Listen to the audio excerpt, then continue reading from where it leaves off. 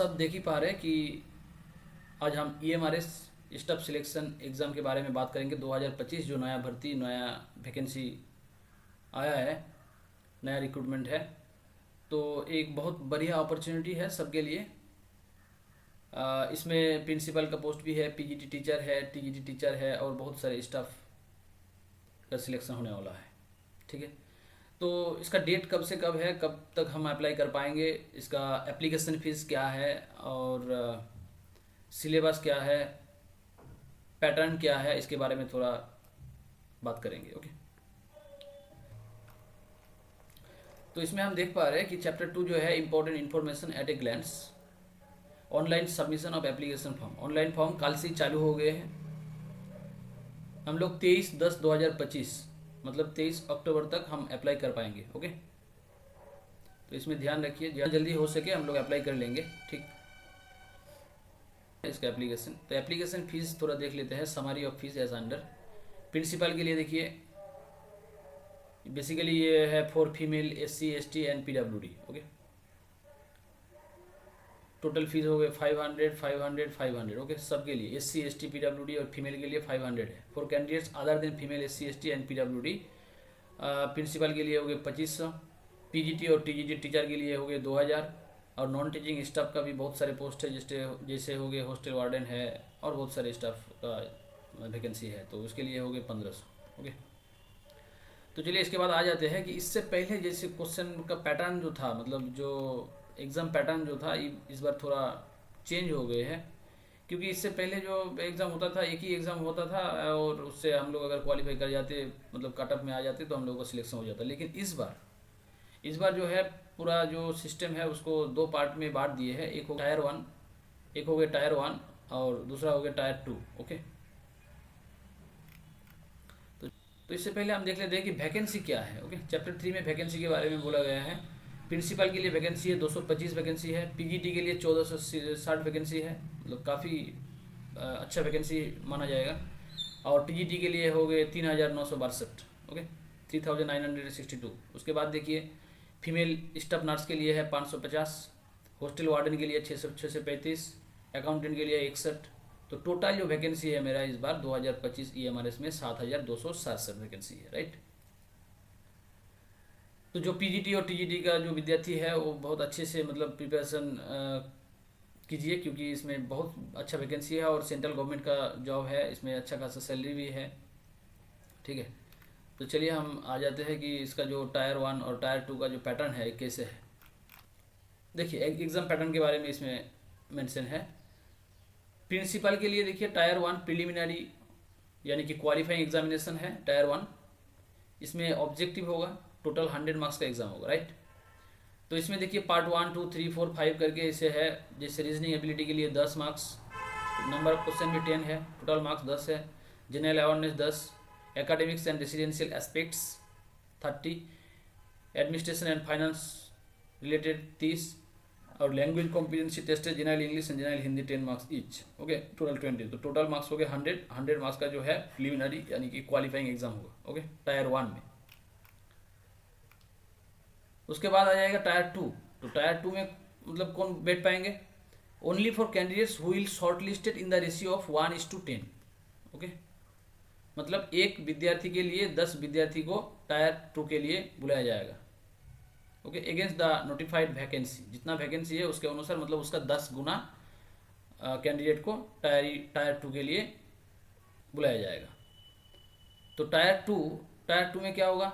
Tyre 2 में देखिए objective है 40 marks, 40 question, total number of question है 40, टोटल मार्क्स भी है 40। ओके, और डिस्क्रिप्टिव होगा 15 क्वेश्चन, मार्क्स हो गया आपका 60, तो टोटल 100। यानी कि डिस्क्रिप्टिव में 15 क्वेश्चन 60 मार्क्स, यानी कि 4 मार्क्स का 15 क्वेश्चन रहेगा। ठीक है, और the test will be of 3 hours duration. Okay, 3 घंटा का एग्जाम होगा टायर 2। टायर 1 का कितना था? टायर 1 का है 2 hours without any time limit for each part of the test individually. Okay, PGT के लिए क्या है? PGT के लिए भी टायर 1 और टायर 2 2 पार्ट में एग्जाम होगा। टायर 1 हो गए प्रिलिमिनरी यानी कि qualifying exam. Okay, objective based होगा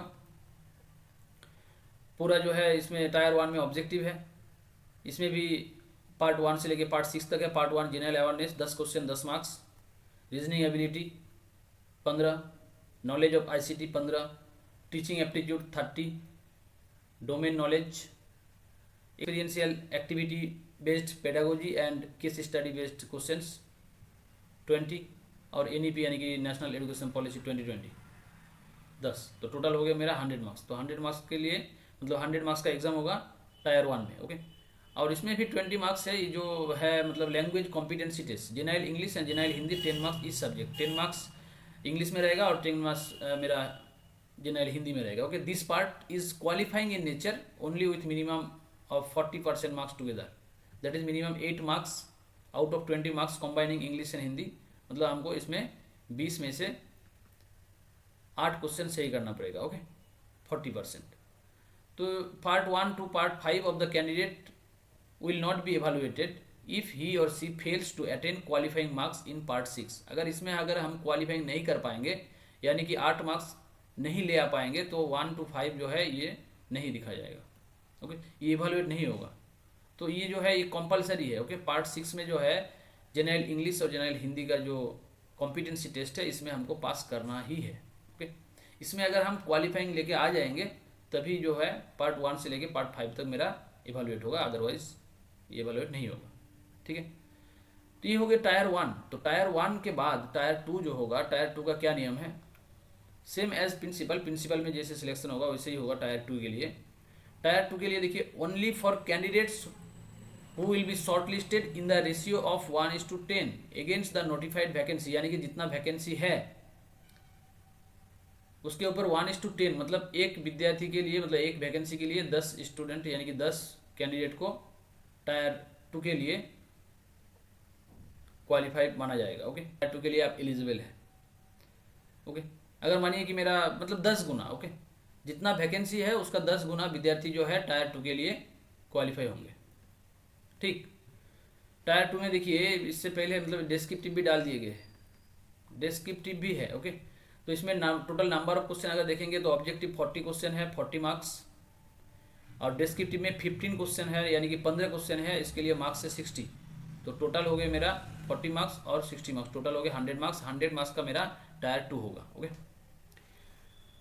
मेरिट लिस्ट के बारे में क्या है, merit list for the post of PGT will be prepared on the basis of performance in the tyre 2 examination only, मतलब ओनली टायर 2 के आधार पे मेरा जो फाइनल मेरिट लिस्ट जो बनेगा ओनली टायर 2 के मार्क्स के आधार पे ही बनेगा।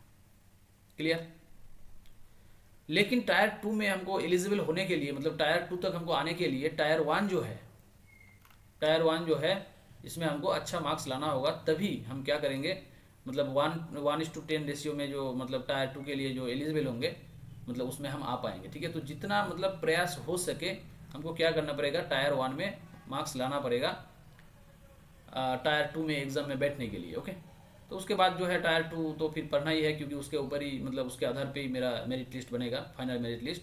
लेकिन टायर 2 तक जाने के लिए हमको टायर 1 लेकिन बहुत ज़रूरी है। ओके, तो इसमें जो है इसमें बहुत सारी चीज़ें हैं, जैसे हो गए general awareness, reasoning ability, knowledge of ICT, teaching aptitude, सब कुछ हमको पढ़ना पड़ेगा। ओके, जैसे एनवीएस केवीएस का होता है ऐसे ही थोड़ा बहुत मतलब जो है सिलेबस पैटर्न है। ठीक है, तो ऐसे ये सब हमको पढ़ना पड़ेगा। तो बस इतना ही था, और इसके लिए जो क्वालिफिकेशन है इसका जो पूरा जो डिटेल्स है इसका जो नोटिफिकेशन है वेबसाइट में हम सबको मिल जाएगा वेबसाइट में। तो वेबसाइट में आप लोग देख लीजिए क्या क्वालिफिकेशन चाहिए मतलब इसमें अपियर होने के लिए। फिर जो है इसका जो नोटिफिकेशन है इसको डाउनलोड कर लीजिए और पूरा डिटेल्स देखिए और सिलेबस के अनुसार जो है तैयारी स्टार्ट कर दीजिए। ओके, और एक बात है जो टायर 1 जो है मतलब general ability, reasoning ability, knowledge of ICT, इसके बारे में हम मतलब मेरा जो यूट्यूब चैनल है JAGO क्लासेस, इसमें हम लगातार वीडियो डालते रहेंगे। ठीक है, basically reasoning, ICT, teaching aptitude, ये सब एनईपी, बेसिकली टायर 1 का जो सिलेबस है इसके ऊपर हम जो है मतलब कंटेंट डालते रहेंगे। ठीक है, तो बस आज तक इतना ही। Thank you to all.